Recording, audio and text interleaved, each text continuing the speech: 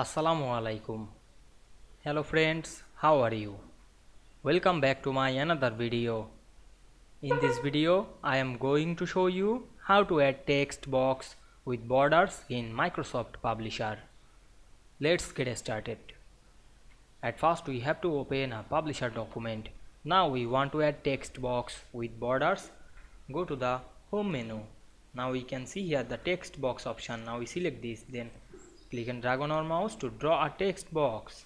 Then click the text box and go to the shape format menu. Then click the shape outline.